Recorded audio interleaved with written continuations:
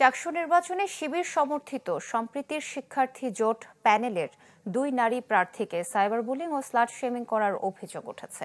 দুপুরে প্রধান নির্বাচন কমিশনারের কাছে হয়রানির অভিযোগ দেন ভুক্তভোগী সহ ছাত্রী কল্যাণ সম্পাদক পদপ্রার্থী জান্নাতুল আদন নুসরাত এবং নির্বাহী সদস্য পদপ্রার্থী জান্নাতুল ফেরদৌস সানজিদা।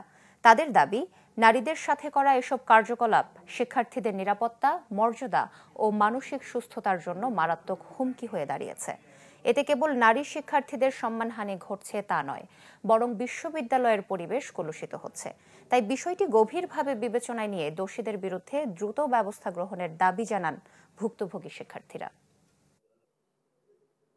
তাদের যে ফেসবুক আইডি এবং সেখানে তারা যে পোস্টগুলো করেছেন, এছাড়া আমাদের পেজ থেকে যে পোস্টগুলো করেছেন, সেখানে দেখা গেছে বিভিন্ন পরিচিত অপরিচিত আইডি থেকে তাদেরকে বিভিন্ন ধরনের নোংরা এবং বাজে ভাষায় কমেন্ট করা হচ্ছে এবং তাদেরকে এমন এমন অকথ্য ভাষা সেখানে ব্যবহার করছে যেগুলো আসলে মুখে বলার মতো না। আমাদেরকে নানাভাবে স্লাট শেমিং এবং সাইবার বুলিং করা হচ্ছে, যার প্রতিবাদে আজকে এখানে আসা।